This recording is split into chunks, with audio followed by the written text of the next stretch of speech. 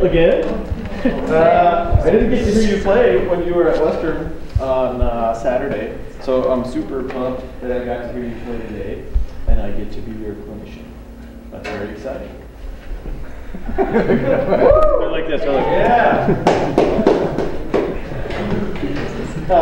Okay, so let's talk for a minute. First thing, close your eyes. Everybody close your eyes. Raise your hand if the Mad Major is your favorite piece of the 3 pieces you played. Okay, hands down. Raise your hand if an Irish Air was the favorite piece that you played. Oh.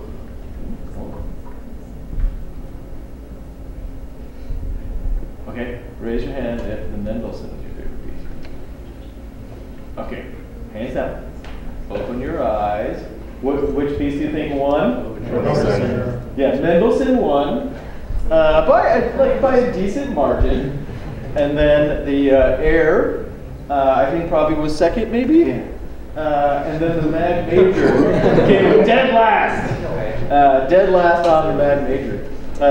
There's really no purpose for me doing that other than I'm just kind of curious to know where your musical tastes are. And I kind of figured that the Mendelssohn would probably be #1. So those of you that raised your hand for Mendelssohn, or anybody else for that matter, raise your hand and tell me what it is about that piece that you like. Yeah. It's just way more fun to play than the other 2. Aha! What's your name? Mert. Mert? Yes. But, I love that answer, and I don't always get that answer. So I sometimes I ask that question, and students think that I'm looking for this incredibly deep, like analytical. Well, the melody, blah blah blah blah. Sometimes it's okay just to say I like that piece because it's fun to play, right? I mean that's kind of why we do this. Hopefully, is that you enjoy making music and playing music. Sometimes we play music that's serious and has like a serious topic that deals with like human emotion or tragedy or whatever. And maybe that's not like super fun in some ways, but you still get a lot of artistic enjoyment out of playing that kind of music. But I think it's perfectly fine to program music and to choose music because you like it and you like to play it and you think it's fun. So someone else raise your hand and tell me another reason why you like the Mendelssohn. Come on. You were thinking about it. I was thinking, well, I don't know, it's just a really nicely shaped piece. I like how it's just full. Yeah. Well, what's your name? Joseph. Joseph? Yeah. He said it's a nicely shaped piece. What's interesting about that comment is Mendelssohn was famous for his classical structure of his pieces. It's kind of like the neo-classic movement where he kind of brought back the formal structures of Mozart. Mendelssohn was really into that, and so I don't know if you knew that or just intuitively your brain told you this is a really well-structured piece of music, and it is. Like sonata allegro form, like highly structured form, and the way the piece was created and built and put together, which you may not know if you don't study music or know how to analyze music. One more thing about the Mendelssohn. I just like to know where your thinking is. Yes. It's very conversational. Ooh. Explain. In this, because originally it was for like 24 inches. Smaller group, yeah. Yeah. And so the way it's arranged is very nice, so that even though it's a bigger group, it's still very much like a back and forth thing between like the upper woodwinds and then the low brass. Yeah, just and I love how you use that word conversational. I'm going to use that word more when I teach at Western. So thank you for that. That's all really good. So thank you for that. So another question: where are you on your journey with this music? Is this the last time you're playing this music, or are you doing this again at some sort of contest or festival or something like that? Spring concert. Spring concert For the parents. Oh, for the parents. And when is that concert? March 23rd. All right, so you still have a little bit of time. Okay. Great. All right. So may I borrow this? Actually, I don't know if I need it. You know, we talked about the Mendelssohn, and we'll get to that. But first, can we do a little bit of the Warren Barker? I want to show you something. So get the Barker out.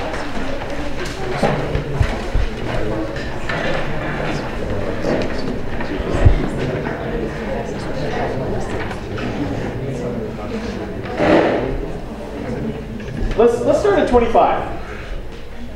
25 on the Barker, and we're gonna play two big sections just to kind of get used to each other, and then we'll do some stuff. Here's 25. 25. Right?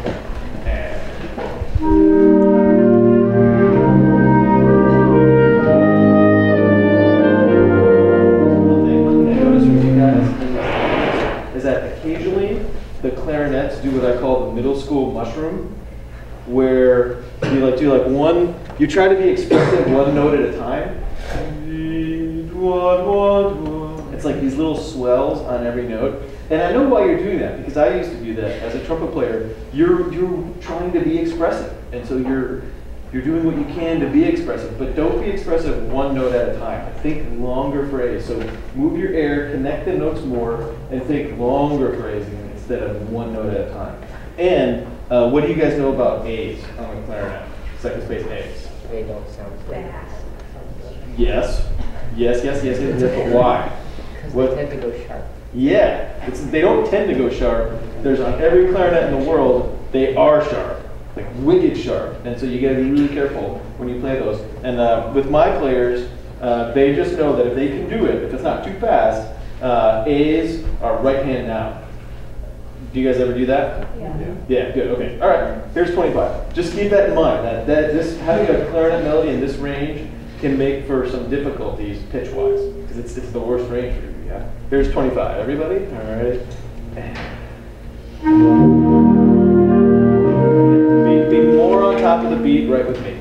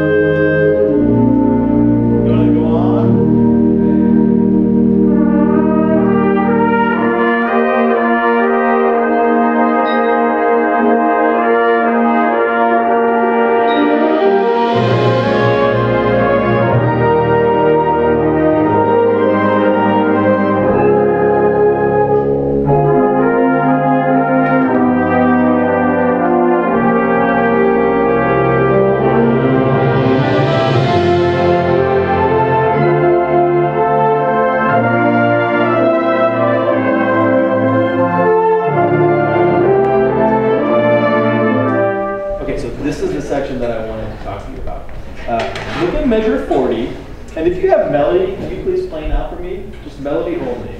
3 and 4.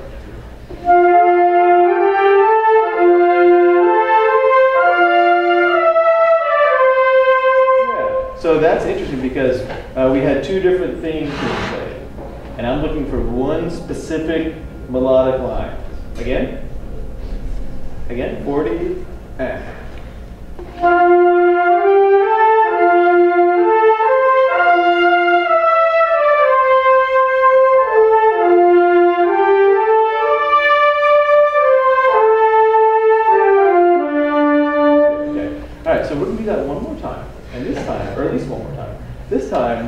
You are not allowed to be the loudest person in the room. So raise your hand if you're playing this melody, and keep your hand up, and everybody look around the room and see who's playing melody.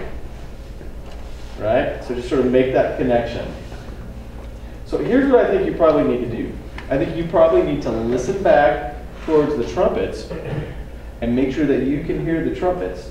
And the trumpets, you have the challenge, right? Because you're behind everybody. So you just need to know that you have potent noisemakers, and you don't want to push too much. In your own ears, try to blend your sound with the sound of, what's your name? Bryce.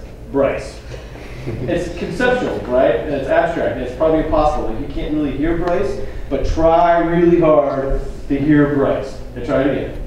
It's the sound, it's a little too, the sound pressure on my ears is a little too much. Mellow it out a little bit by blending. Melody only, ready, go.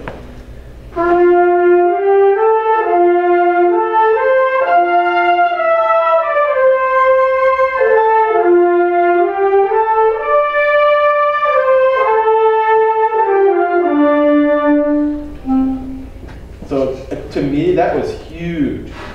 That was a totally different sound. Like there was, I mean, there's still a little edge to it, but the edge was a lot less. I was able to hear the like kind of ups and downs of the phrase. That was really good. Save that. Control S, right? Save that for a minute. Can I hear everybody else now at 40? Everybody else at 40. 2, 3, 4.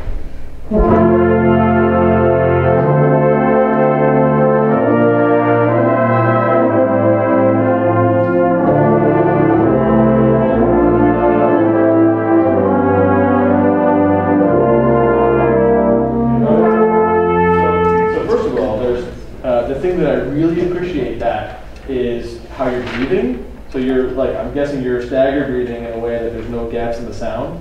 Is that something that you've talked about, or are you just doing that kind of naturally because you're really smart? You don't know? Did you talk about stagger breathing? You're just so smart, really. Not really? Okay. Well, you're just all intuitively geniuses then, because you definitely want to play smooth and connected phrases here with no breaks. That means that you can't breathe over a bar line, and you can't breathe at the same time as the person sitting next to you. Can we try that again? So what's your dynamic marking here? Forte. Forte? Okay, so people playing accompaniment right now, raise your hand. Uh-huh, uh-huh, uh-huh. Okay, people playing melody, raise your hand. Uh-huh, people playing accompaniment, raise your hand. So what do you see there, or what kind of impression are you getting about who's got melody and who's got accompaniment? Raise your hand and tell me. In general, who's got melody and who's got accompaniment? Yeah. Higher instruments have melody, lower instruments. Yeah, I think you're right. I mean, that's not like totally true all the way around, but it's a lot of the hands that came up are up here for the melody, and a lot of the hands that came up for the accompaniment are back there. So here's what we need to do. If you have this accompaniment, whatever your dynamic marking is, you need to bring that down by at least 1. So you're marked forte here for a lot of you. I would say you want to bring that down to mezzo forte, or maybe even a nice rich mezzo piano. Let's try it. Here's 40. Accompaniment only. Accompaniment only, like mezzo piano, but with great warmth. Don't play soft, just play gently. You ready?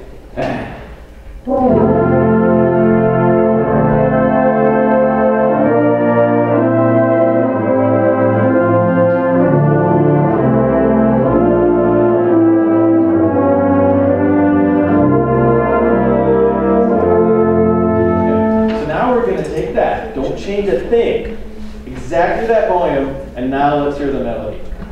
Let's hear the melody with the accompaniment. So this is everybody together. 2, 40.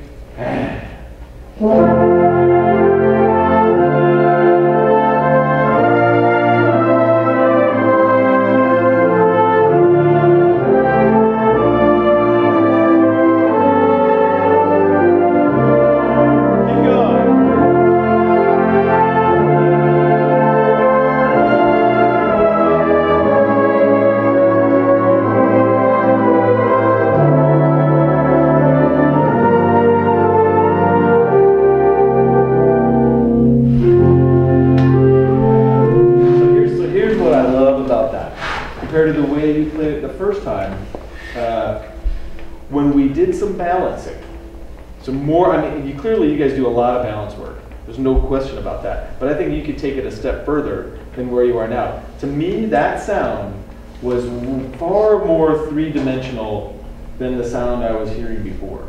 The sound I was hearing before, the melody was pretty loud, the accompaniment was pretty loud, you were all making good sounds. It didn't sound bad, but it had this sort of two-dimensional kind of just loud band sound to me. And the way to avoid that is to create more layers in the sound by making it more three-dimensional. And so typically, and this piece is actually better than most, the way it's written for the dynamics, but typically dynamic markings in music for band are all wrong. Like it'll have the whole band playing fortissimo, and it's marked fortissimo, and maybe like a quarter of the band has melody, and the rest of the band has accompaniment, but everybody's marked fortissimo. Not because the composer really wants you to play fortissimo, but because they want the overall effect of the music to be strong to the listener. Doesn't mean that everyone plays loud. It means that's the effect as a group. So working to layer your dynamics is really important. And what I just talked about on this is what I think would have helped the Mendelssohn a lot too. In the rehearsals that you have left before your concert, let's quickly, and I don't want to go over time. I'm guessing someone will come in and tell me when it's time to go. But let's just go when it's, let's just go. How about at the exposition? Here's G.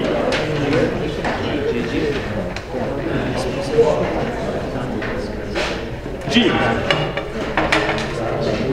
Thanks for moving so quick, percussion. And I've got to ignore you on purpose, percussion, but it was just stuff that I wanted to talk to these guys about. Here's G. 1, 2, and 1, 2, ready?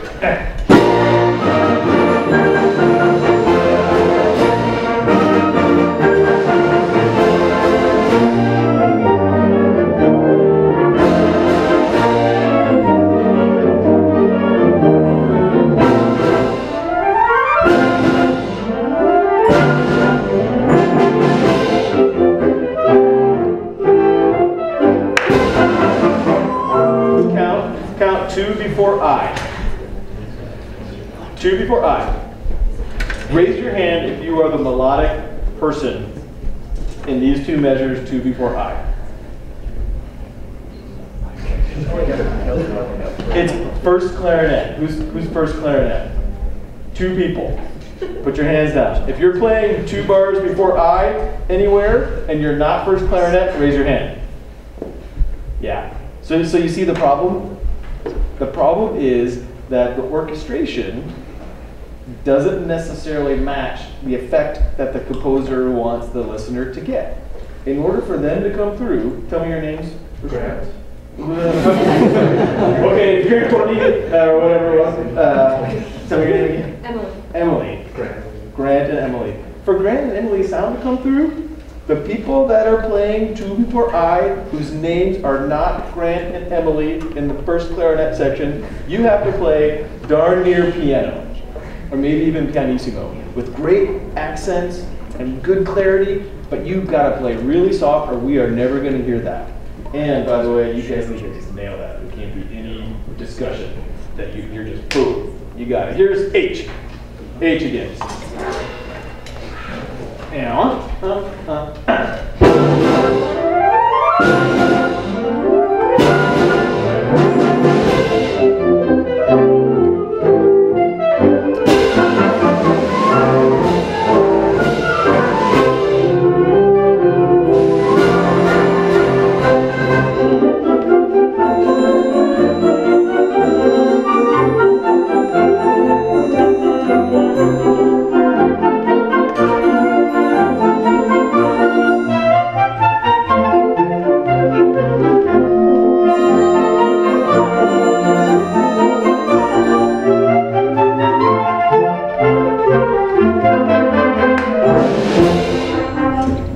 What's your name? Martine. Martine? Yeah. You sound great. Thanks. Very, very good. Can you go to Western? What's that? You want to go to Western? It's a great school. But that's not what I'm here to talk to you about. No, you sound fantastic. But again, when he's got that cool stuff, you got to come back. So here's when I work with good bands, and this is a very good band. Like you guys should be very proud of the work that you've done. It's really, really strong performance. I noticed 2 things. That balance is always something that could be better.